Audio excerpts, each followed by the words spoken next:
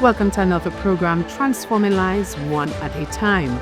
We are coming to you from scenic Tobago in the Twin Island Republic of Trinidad and Tobago. I'm your host, Diane, always happy to be in your company. This program is aired every Saturday afternoon at 5:30, and you can link us up on our social media platforms. So we are on YouTube, Facebook, Instagram, and of course, TikTok. This program touches any and every area that affects us on the social landscape. We seek to find solutions to the many problems and issues we face on a daily basis. On today's program, my two guests will be sharing their stories and journey from drug and alcohol addiction to freedom. Let me welcome Ms. Carla Caesar and Mr. Dave Peter King to Transforming Lives One at a Time. Lady and gentlemen, welcome. Thank you. Yes.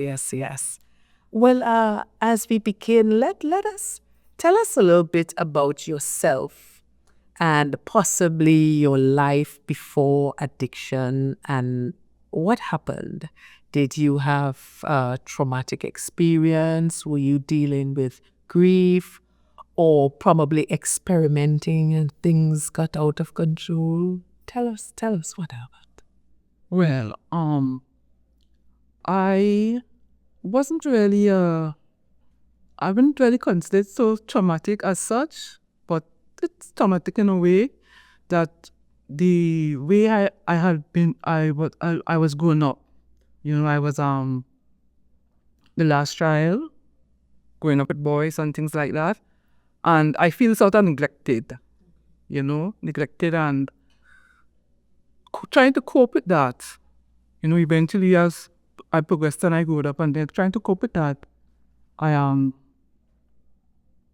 turned to alcohol, to cope with being accepted, to deal with life, or my family. But at the time, I'm a Generation X person, Right now I'm living in Trinidad, but at that time, alcohol wasn't really a issue in Tobago. It was accepted, you can drink and things like that.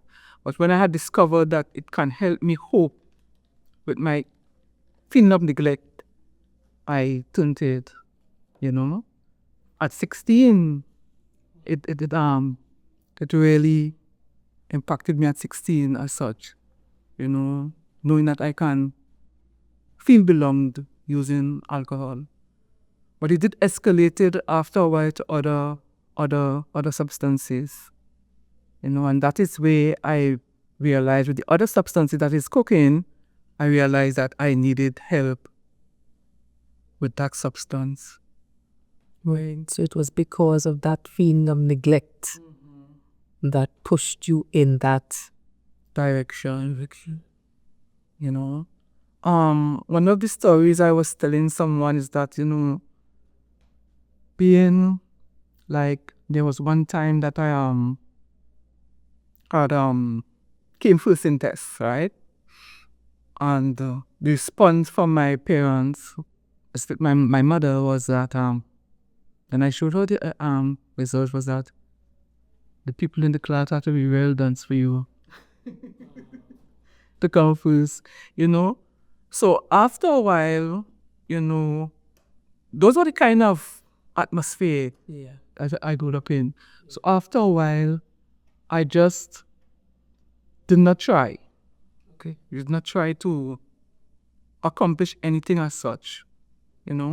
I remember when I ended up going to Scarborough Sec, to secondary school. One of the report that the teacher had wrote was Carla has potential, but she is very lackadaisical. That's the first time I saw that word, lackadaisical. Yes. So I looked up the meaning of it, and being indifferent, not caring. And looking back at that now, I really saw that is what was happening. I did not really care. So not knowing how to deal with how I felt, yes, alcohol and these numbing substances helped me, deal with it. Just not to bother about what, you're going through. So I didn't care if anybody cared. I didn't care if, things. So that is how I was dealing with it at that point in time. Okay. What about you, Ms. Kim? Well, to be honest with you, I wouldn't say there was any form of neglect in my case, but I was a kind of rebellious little guy growing up, a lot of don't do's that my parents would tell me not to do. I used to do them to see what the outcome would be. So I would say most what I went through was because of disobedience and, wanting to experience a lot of the things that, your parents would say, don't do. So that's how I ended up, touching these substances, drinking at an early age and smoking at an early age, because I used to do drinking and smoking, and well, it escalated as I get older, and till me to the point where I felt, that I needed these substances to survive. Right. So was there a time that you felt like your life was like spiraling out of control? At the point where it was the harder drugs, right? Because with alcohol, it was accepted, and like your liming in Scarborough and things like that, But with the cocaine, there was the place that they call Ants Nest. Oh, yes. Right. So I was in that area, and when I started, for days, when it started to be days, going home and things like that, I realized to myself that, I needed help. At that point in time, my parents was not so aware that I was hooked, but they were getting information. My family was getting information about it, but I felt so reaching out for so much of help that I ended up confessing to them and telling them that yes, the stories that you're hearing is true. But yet still I couldn't help myself. Right. I was still, going through emotion of going to the areas and things like that.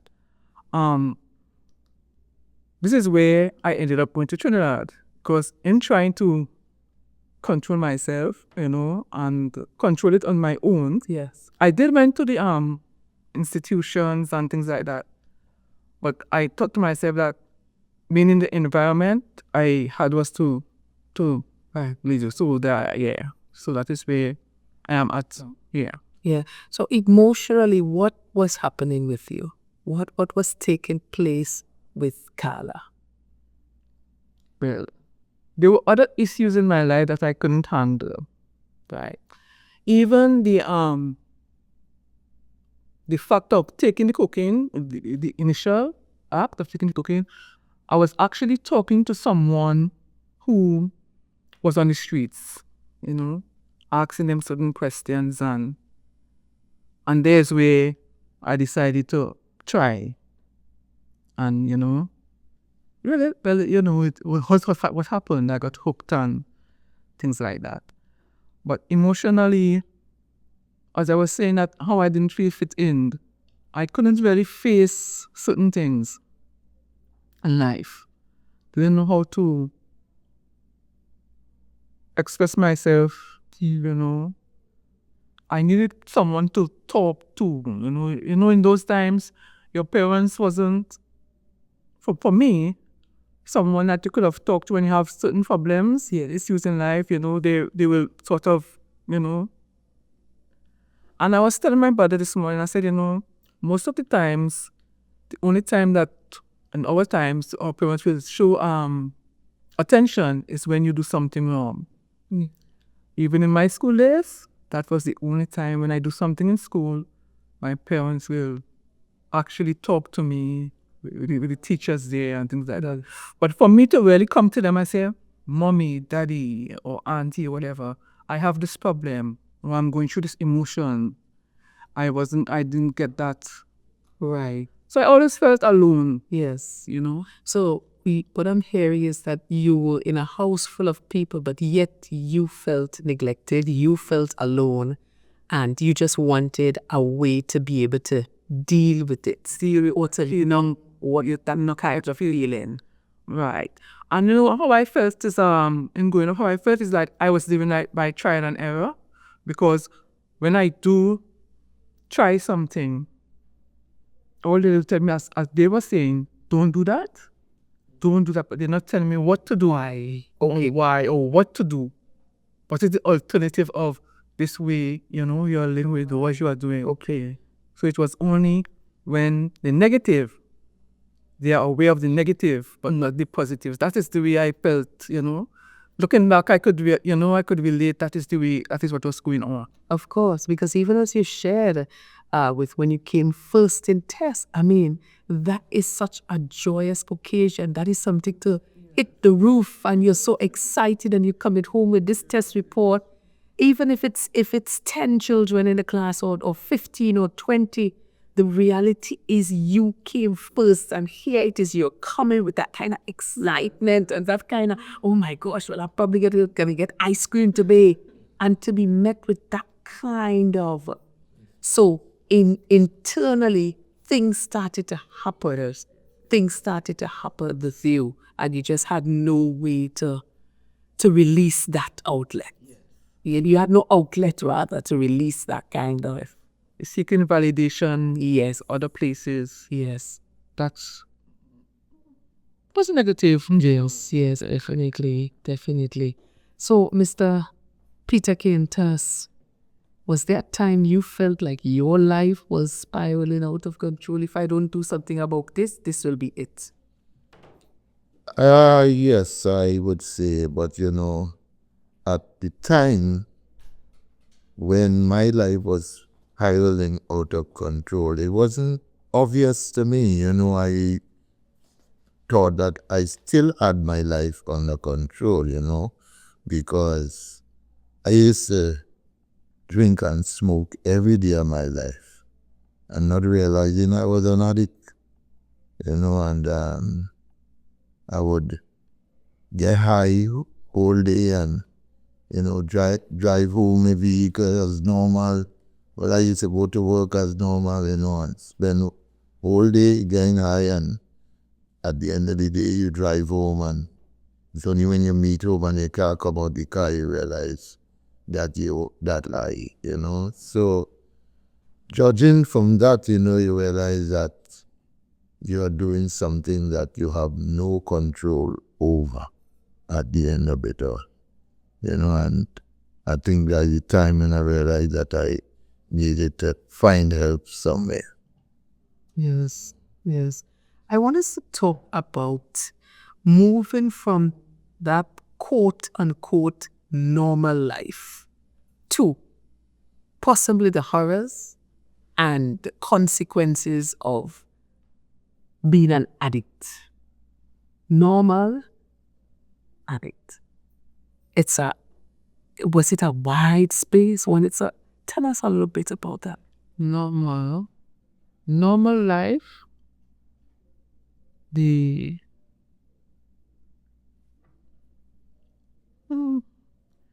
normal life.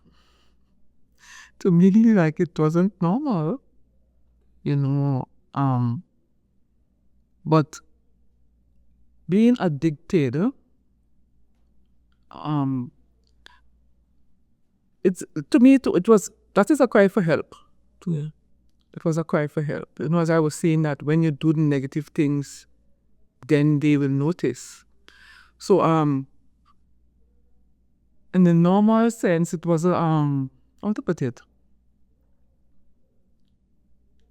You parent they do what they're supposed to do, but that part that you think that was missing and make you go and made you do the drugs, right? I don't know how to explain it, but so you felt like throughout your life there was no kind of normalcy. that is how I felt. That is how I felt. Yeah, that is how I really, really felt, and most of my life. And I did some analyzation with psychiatrist, and he said that most of my life it was just attention seeking. Yeah. You know, all of the things that I have been doing is attention seeking. Like you still have this childish. Yes. Like you felt as even from a child that you weren't heard, you weren't serious, you weren't appreciated as a child. Yes. And that was the way that I coped with it. Yes. Man. Yes. But in the addiction, the kind of life you was living in that scenario, I still wasn't comfortable. I was not. It's not a comfortable life to be living, and most of the people that I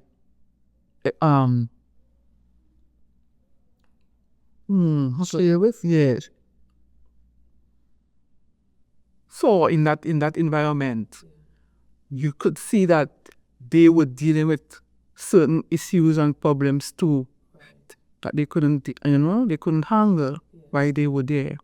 So it's always like a cry for help. Yes, most of the times that people are doing that, it's a cry for help. Also, I could have identified with them. Yes. I was not comfortable, but I could have identified and see some of the similarities, of course, why they are doing it. So it's just a cry for help. So, don't really judge when you see someone. Yes, that is so critical, because you never know what someone else is going through. As I would usually say, what I may be able to handle and deal with, you may not be able to, and vice versa. Yes. So we have all been given a kind of grace. So whenever we see persons going through something, if we can help, if we can point them to help, let's do so and not be so quick to pass judgment, because we just don't know what that other person is going through and have gone through in their lifetime. Mr. Peter K?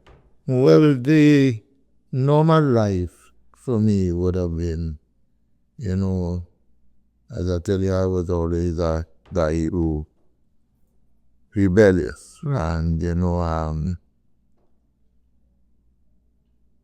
coming through life, and you don't want to follow instruction. You find yourself now introduced to drugs, and you tend to feel that nothing is wrong with your life. As they are saying that the last person to know you are addict is you. Yeah.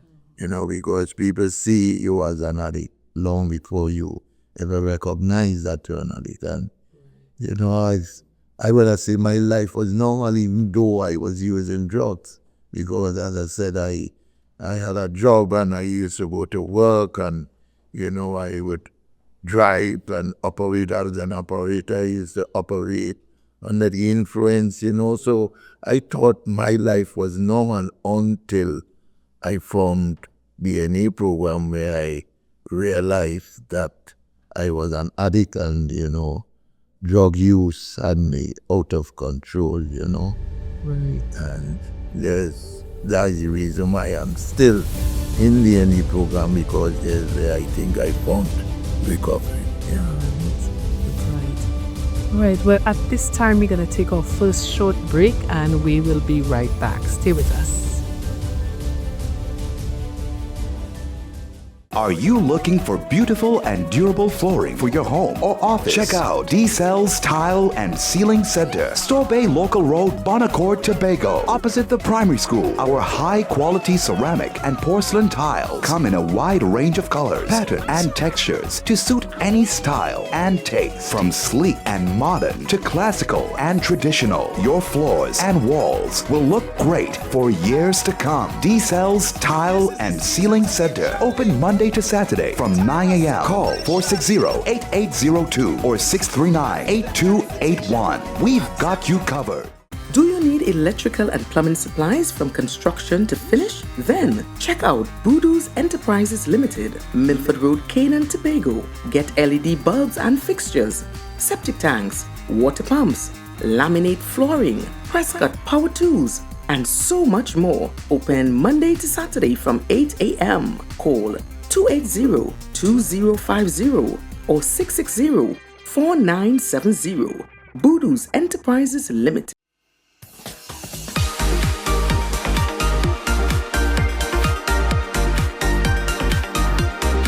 Hi, I am Deanne, host of Transforming Lives One at a Time, and I would like to introduce you to our brand new segment, Good Vibes, Good News. And this is where you have the opportunity to highlight your good news. You can send your 90 seconds video to our WhatsApp number 868-701-2099. That's 868-701-2099. Let's hear some of the good news that we never hear about. Good vibes, good news. Inspiring hope. Celebrating wins. Truly grateful. Welcome back to the program, Transforming Lives One at a Time. Well, Miss Caesar, tell us about what was that defining moment for you when you came to yourself, as it were, and said, enough is enough. I need help, and I'm going to get that much needed intervention. Well, that defining moment occurred in the time that my mother has passed. That wasn't too long after I started on the harder drugs of crack, right? Right. When she had passed and, people were blaming me about her passing and things like that, I sought help. I knew someone that was in the NA program, Okay. and I sought help with them. But it didn't end there. I still, was wobbly and going back and things like that. And I ended eventually all of that, and then there was I eventually went to a rehab in Trinidad, all these situations. But yet still, when I come back into the environment in Tobago, because it was very more difficult for women, especially with those harder drugs. And once you mentioned honestness, I know people knew you were there. Yes. That was the very difficult thing about it, right? So it was a long journey, right? I'm still in the process, because I'm just a year and a month or so, totally clean. But when I was sick, I was still drinking my little alcohol and things, so totally clean, a year and a month and something, right? But it was a long journey, and I had decided to really seek that help when, as I said, when my mother passed. But it was still struggling as a woman. And the process, I would say I'm still a work in process. Okay. Still a work in process. Yes. And that's about it for a while. Yeah, that's about it for a while. Yes, Mr. Peter King. Well, the defining moment for me would have been I do a normal checkup after turning age 50 years ago, and do a yearly checkup at the doctor at a clinic, and the doctor, when I went, like they recognized that my liver was that I was having problem with my liver, and the doctor recommended that I should stop drinking, and give up drug use. And I try to refuse from doing that, and she recommended that I should attend the NA program, and I finally decided, well, yeah, I would accept that, because I didn't know that I was actually damaging my liver at that time, so I decided, well, then I would try the NA program. So that would have been the defining moment in my life where I decided, well, okay, I think I should accept this invitation to attend the NE program for help. You know. Okay, because your health was in jeopardy. Yeah, that's right. Right. Well, I want us to talk about the journey on the road to recovery and what was the impact like for you and, of course, your loved ones. The journey, well, as I said that, it started off with the program, the NE program, seeing someone that was associated with the program. And then, well, there was TOSAC. I don't know, remember that TOSAC and STARS and all these little departments. Okay, yeah. Okay, well, I was, and then I church. Okay, right? That was the journey that, at first that I was, yes. But being in the environment was always that trigger. So eventually, going to Trinidad now, where there's a wider range of the program, Right. I could have experienced how recovery really is, different, more input. Yes, because Tobago being a small place, and then, not much persons are really seeking or knowing that they'd have a problem and seeking help. Right. I was able to experience it in Trinidad, and, being back and forth, that is where the journey is. Now, with my family, I'm now getting into that their understanding of it. It is taking time, but they are now getting into it to understand, what the journey is about. Everyone, that it is not really my fault. When I say my fault, that, it's a addiction. Yes. It's an addiction. So they are now getting to understand that. That is where my brothers trying to See it all rebuilding that relationship with our brothers, especially. Even one of my brothers, when he passed away, a couple of years ago, during the COVID time, he changed his profession as a security guard, because when he visited me at the rehab, he was so amazed at how they treated me and how the program was in the rehab. Yes. That he decided to study psychiatric nursing. Yes, that he studied psychiatric nursing. So, I felt so good that even it was something bad and something positive came out, that he decided to do that, change his profession because of how he saw them treating me. Yes, of course. And he recognized that they were impacting lives. They were transforming lives. So he felt that kind of urge within him. Wow, I have got to do something. And many times, even in some of the areas that we choose as careers, sometimes we are doing something but just for the paycheck. But we are not doing it because of our love and our passion for it, and that we could be able to really affect lives and transform, impact lives. So hats off to your brother for really, sometimes out of bad, look at this came out. So he can now be able to encourage others. Certainly. But he did a good before his time. Yes. Yes. So I was really, it touched me, and he was the one that, I had the strongest support concerning family. Okay. And well, there were others, like, in the same TOSAC program. There was one called Zena Carrington, Friday Guy, Dave Simon, and well, Patrick from the NA. Okay. So, you had that support. Yeah. You never give up, although I kept going back and I would always stay To believe in you. Yes.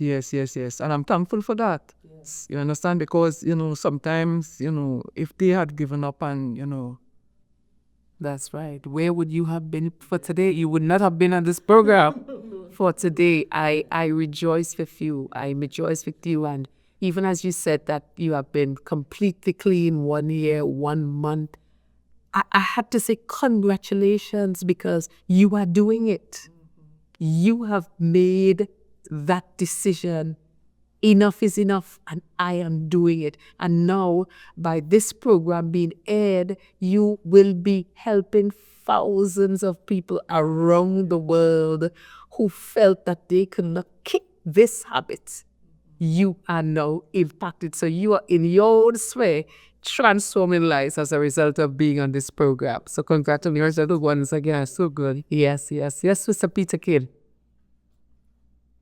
Well, I would say that, the program, the any program that I was recommended to, opened my eyes to a lot of things, concerning my life. I never knew that my life was so unmanageable that I was affecting my loved ones and all that. I thought that was just myself.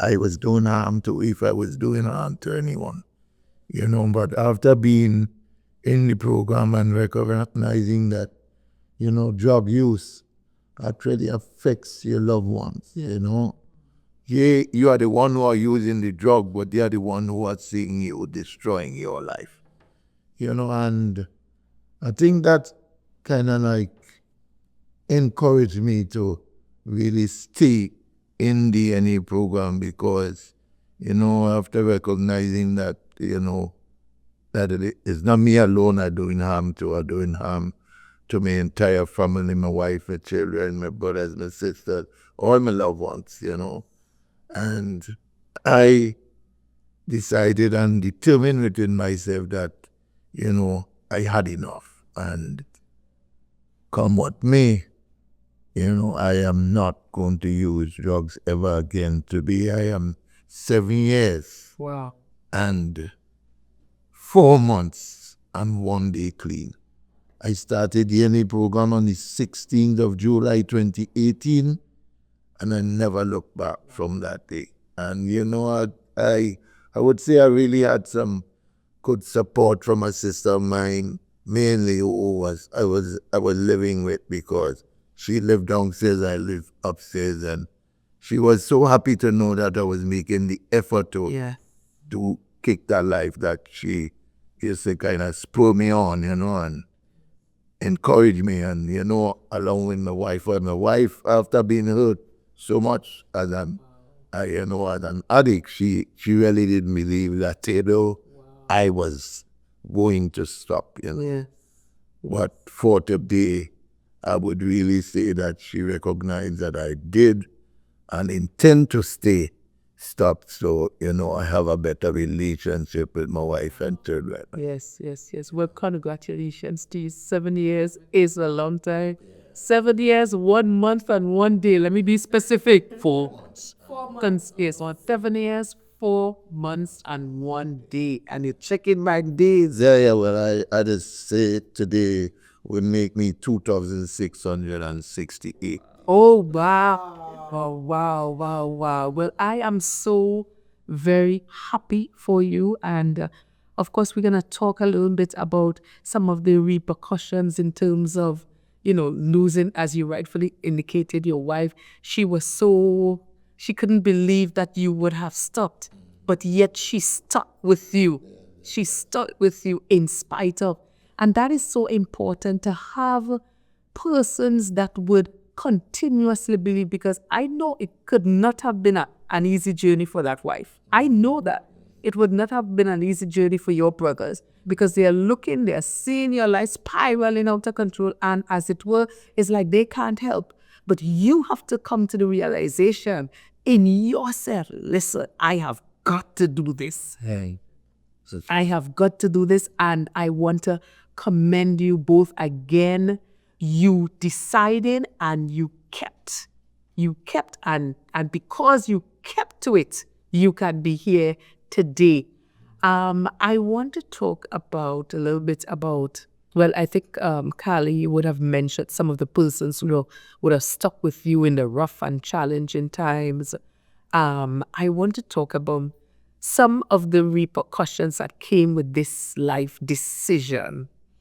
Share with our viewers some of the things that you would have lost. Maybe relationships, maybe a chance at building a more meaningful career, of building a better relationship with your children, raising a family, or even precious time, losing precious time. And I know that some persons you have to, as it will, buy back time or catch up because so much times would have been lost as a result of these addictions. Let's talk about that. Yes, as you mentioned, most of these things that you mentioned is what I have lost because at the time that I had started on the drugs, I was not employed, so I was never. That is over 20-something years now. I'm in my 50s. I've never really been gainfully employed as such. But by the grace of God, I survived. I don't really know, but I survived. So because it, as I was saying, the impact of it as a woman being on this. Now, I was not really on the streets, but being in that environment. Yeah. Because one of the things that you committed the employment part. I remember the story that I heard, and that is one of the things that made me wanted to change too. There was an addict on the street. She always tried to get better, but her route was church. Okay. Right? She goes to church and thing, and she would get employed. At the time, she got employed to one of those eating place, washing up dishes. Yes. And some persons may have seen her there, and they didn't want to. They sort of wanted to ban, Yes, they want to boycott. Yeah, boycott. So I told myself, why? When I want to get you, how will I get employment? This is what will happen. All of that went to Trinidad. Right. I forgot to mention this. I did went and study to do social work. I got the associate degree. Really? Yes, because of that situation. Wow. I told myself, you know what? For you to get employment, the only way you get employment is in that field. Because, if they see you, they will say, well, that is why she's a social worker. It wouldn't be so stigmatic. Of your nose, you have been there. Yeah. That was the idea I had in my head. But it didn't work out. I still, fell short. It's a time wasted again, as you say, opportunity wasted. When that's about what in the employment field, and then with family life, I sort of drew myself back. I never really got into any serious relationship. I have no kids. I never, marry or anything like that, because I felt like damaged goods are kind of way. Right. Yeah, sure, kind of way. So I never really pursued that. I understand. Well, let me let you know today, you're not damaged goods, eh? You're not damaged goods. And not because the first part of your life would have been traumatic and you would have experienced so many ups and downs and so many things didn't work. It will work in the latter part. Because many times your latter is greater than your past. Yeah, so in spite of what you would have been through, now you are in a much better position because you can be able to now encourage somebody else. You can be able to when you speak, you don't speak as someone who don't know what they're saying. You speak from a vantage point. I have been there, I have done that, and I don't want you to make the same mistakes that I did. So you have a lot to offer. You and Mr. Peter Kill, you both have a lot to offer, and I really trust that you're gonna take up the mantle and really pursue and continue to do what this program is all about, transforming lives one at a time. But just before we get back to Mr. Peter Kidd, we're gonna take another short break and we'll be right back. Stay with us.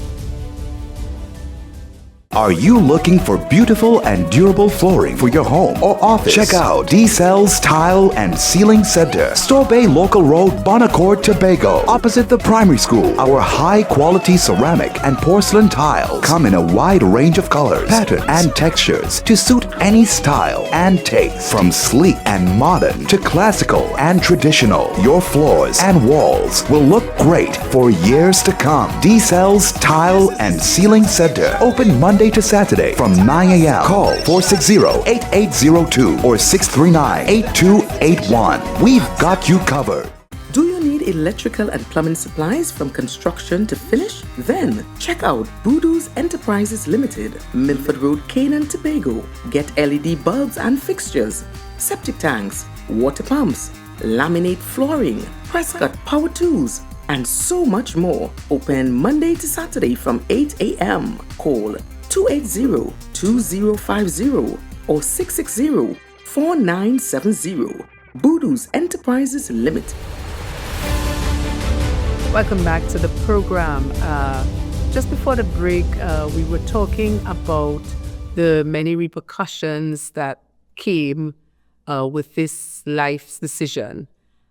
Share with our viewers, Mr. Peter Kane, some of the things that you would have lost, maybe relationships, a chance of building a more meaningful career, raising a family, or even precious time that you now have to pull back.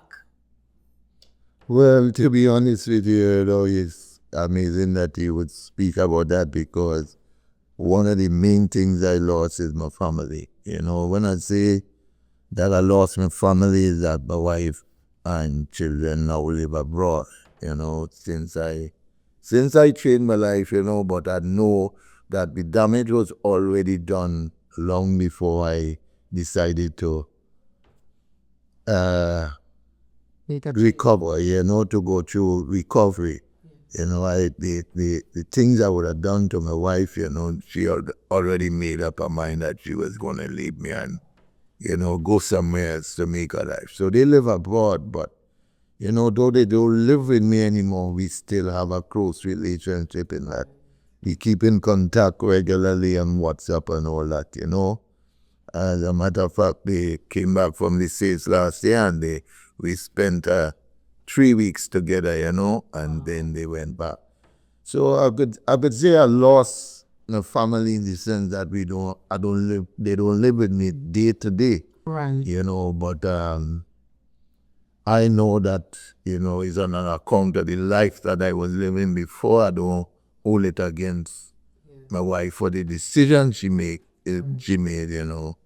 So I would say that one of the main repercussions that affected me, because now that I'm clean and would like to have a better life, with my family, they're no longer around. Right. But I believe in God, and I believe that God will work it out someday, Of course. As I said, as I said, the most important thing is that we're still in contact, we're still married, and all that. Is just that they're making a better life for themselves abroad, while I continue to make a better life for myself. Yes. In hoping that in the future we could get together and, Understood. we both we all enjoy that life together. Yes. Well, I'm so happy that they were able to come back and you spend some quality time. And of course, some of the emotions that would be running through would be regret, remorse, that kind of thing. But at the end of the day, at least you would have made that decision and you are now on the track, or the right track, should I say. That's right. On the right track, which is definitely very commendable. Caesar, how have these experiences generally changed your life, and what would you say to individuals who tend to sometimes slight substance abuse? I have this under control. I'm just doing it for recreational purposes. They slight it.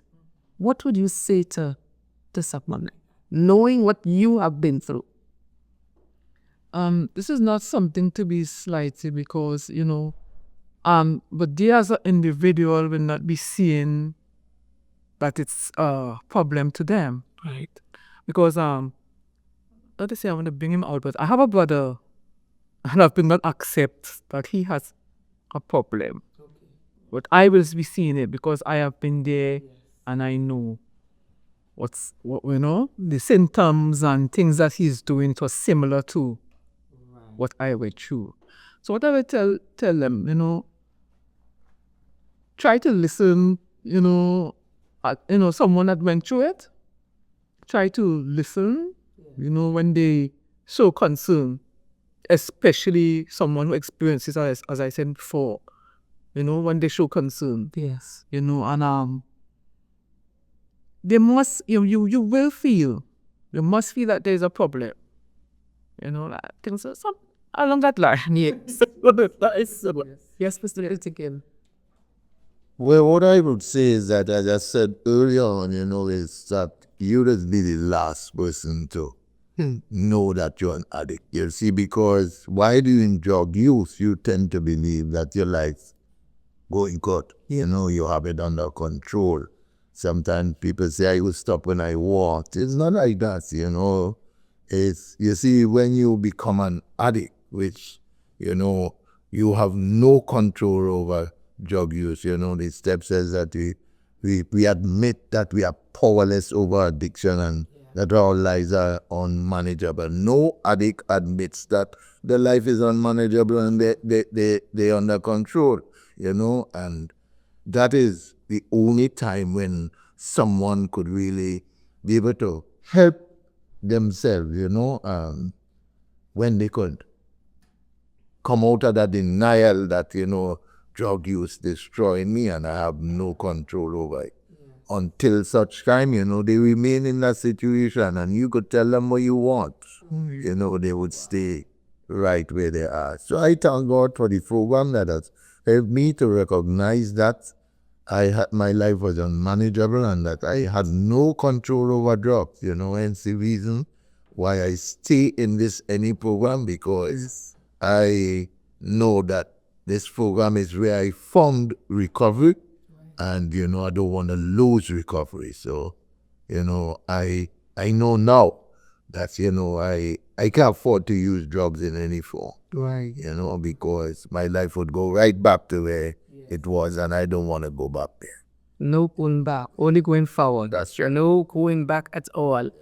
Well, as we begin to wrap up the program for today, what is one thing you would like to echo in the mind and the hearts of our viewers, or maybe reiterate something that was said earlier? Well, what I would like to see, where there's life, there's hope. All right. So even with me, sometimes I just look at my age, and it's the length of time you're taking to really come to that firm decision that enough is enough. Yes. And you just look straight forward. Sometimes these voices in your head will say, "But look at your age," and then again, as I repeat it, I'm not, no children, no husband, nothing. So that's sort of instilled in your head.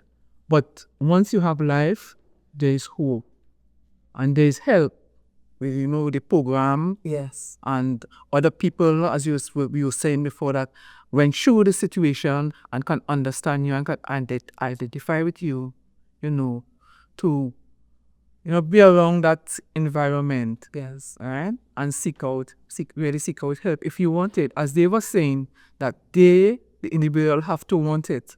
True. As I was saying before, that for them to listen and things like that, but they actually have to want it. Yes. But we telling them could be the starting, and being an example. Yes. Because they will see the changes. Of course. They will see the changes and they will say attraction rather than promotion. Hey, we can attract them to that, wanting that betterment for their life. Yes. And there's no time limit to say, well, it's too late. Right. Once as I said before, once you have life, there is hope. Right. And that is what this program is about. No matter where I go, yes. No matter how far you are. Yes, there is hope. There is hope. Yes, Mr. Peterkin. Well, I would like to say to the viewers and, all of those who might believe that, drug use is something that you you have some kind of control over. When you using drugs in any form, alcohol, marijuana, whatever, sooner or later it gets the hold of you and you are no longer in control of it. So I would say, if you could avoid drug use in any form, try your best not to use it. And if by chance you are using it, don't tell yourself that, you can't stop using. Because for me, I would say, I never believed that I could have lived one day without drugs. And here it is. I have been living 7 years, 4 months, and 1 day without. So recovery is possible. But, you got to want it, as it says, if you want what I have and are willing to make the effort to get it, Yeah. right? Because it requires an effort. It requires that you decide, listen, my life, I want to change my life, and there's always say, I am in, I have recovered for such a period of time because I believe in a God of my understanding, and that's one of the steps that say we came to believe that, God could restore our sanity, and if we turn our will and our lives over to the care of God, all things are possible. And this is how I believe I am able to stay clean every day of my life, because every day I look to my God and I ask Him to take my will and my life and guide me in my recovery and show me how to live, because I know I can't do it on my own. I need the help of my higher power. And I believe that is the reason why I'm being successful, because every day I ask my higher power to guide me and help me and keep me in recovery. So that spiritual aspect That's right. of knowing and recognizing that in yourself you wouldn't make it on your own, but you need that power, that God power to keep you going and keep you pushing towards your goal. That's right. Yes. Well, I want you now to speak to that individual who is at that stage, if you're to go back into time, who is at that stage, that rock bottom stage, or feeling hopeless. I just don't know what to do. And I just know that I have reached that defining moment in my life that if I don't get help now, I know it's a lost battle. Speak to that person today, and you can speak right into the camera. Someone may be just scrolling through Facebook at this time and they're just hearing and they just stopped. Speak to that individual right now. As I said before, where there's life, there's hope. And there's no time limit, or reach out. Just reach out. As Dave was talking about the higher power, there is a higher power, and he has a purpose for you in life. And like for me and Dave, that went through these things, you can see that there's hope, and we are, on that road of recovery. And just as there's hope for me, there's hope for you. So don't give up on yourself. You're here for a purpose. Everyone is here for a purpose. Definitely. Well, I would like to say, to anyone who might be in addiction, don't believe that you have drug use under control ever, because, you never could have control over drug use, because sooner or later it would bring you to your knees, and it requires that you put effort into it. You know, if you really want to make that change in your life, you have to, you know, find some program like I did. I found the NA program, you know. Some people find it in religion, you know, going to church and all that, but I found recovery in the NA program. So for those of you who might be seeking recovery somewhere, we have an NA program that, you know, you could attend and find recovery like I did in the NA program, because recovery is possible through the NA program and with the help of the God who created this heaven and earth. As Scholar rightfully said, we all have a purpose, and once you seek God, He will reveal that purpose to you. Of course, and of course we'll put the contact numbers on the screen so that you who are viewing at this time and just looking for some help, just looking for a way out, just looking for someone to possibly speak with you and to be able to guide you as to how to get over from addiction. There are many organizations, many institutions standing by and ready to help those that needs the help. Well, what's next for you guys? Is it that you're going to be starting a mentorship program next, or going to various youth clubs and speaking to young people as to the dangers of drug and alcohol use? Tell us. I know I just put you on the spot there. Yeah, well. I know I just put you on the spot. Well, I just say for me, I am glad that I could be in this position now where I could advise someone who, might be deciding to use drugs. That drug use has no profit. There's nothing good comes out of using drugs. It's a one way. It's one way you're heading, and that is destruction. Destruction to you and your loved ones, and Yes. in every way, mentally, physically, and spiritually. Because when you use drugs, you become spiritually bankrupt. You believe drugs is your God. You live every day for drugs. So obviously that is who you've served it. Yes. So I would say that think twice. If you were to think about using drugs in any way, don't use it. And if you are using drugs, try your best and find a way out. Find a program, go to a rehab, go somewhere where you could find help. And you could even find help in religion. Some people change their lives, they become Christians and all that. So don't believe that you cannot change. Change is possible. Recovery is possible. Right? That is my take on it. Yes. Well, my take is, as I said before, I really have a passion for the women who went through the addiction and all the stigma with it. I have a passion for that.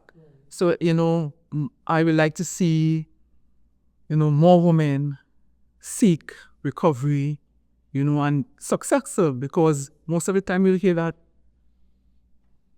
mostly that the percentage of women that are successful is very low compared to men. Okay. And I would like to go on that path, Right. to really be an example Yes. for women to know that they can get out of this Yes. pit.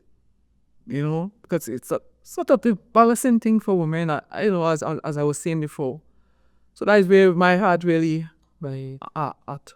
Not to say that I'm neglecting others, but No. yes, you understand. If this is your passion, it's your passion. It's your fashion. But my experience with being an active addict, it is not worth it. Whatever problem you have, taking substance is not the solution, Yes, because the problem stays there. Yeah. Because as I look at my age, and most of the things that I've been running from, I now have to face it. Remember I said I'm a work in progress? Right. Because all of it was banking up all the time.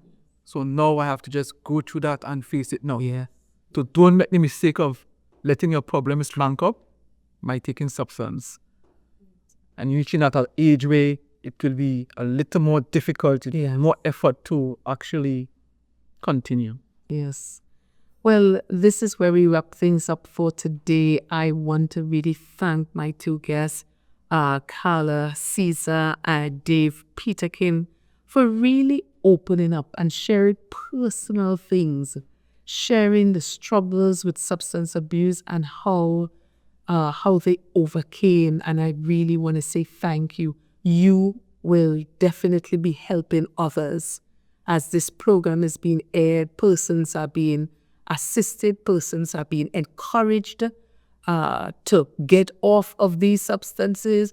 And of course, if they were thinking about starting to experiment, this would definitely be a deterrent, even as you spoke about so many things that you would have lost along the way. Family, children, time to be gainfully employed, time to really build a life for yourself, But I want to congratulate you both once again on making that decision, taking that decision that enough was enough. And you have done it. You continue to do it.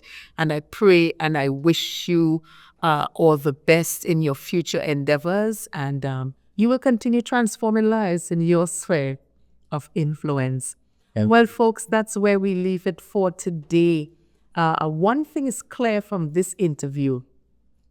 There are no benefits attached to drug and alcohol use. There is none. No benefits. As a matter of fact, I will go further to say it's a lose-lose situation. There are no benefits, only heartaches, loss, and distress. Well, we say it as it is on this program. We said we address the white elephant in the room, and it is what it is. So this is where we wrap things up for today. I am your host, Diane, always happy to be in your company. And if this program has been benefiting you, you could feel free to send us a note, send us a line, encourage us. And of course, if you have a topic that you would like us to talk about, you can also send a message, let us know, and we will be happy to do a program in that area. All right. I remind you, even as I wrap things up for today, I remind you of the definition of transformation, which is an internal shift that brings us into alignment with our fullest potential. Hey, we've got this. See you next time.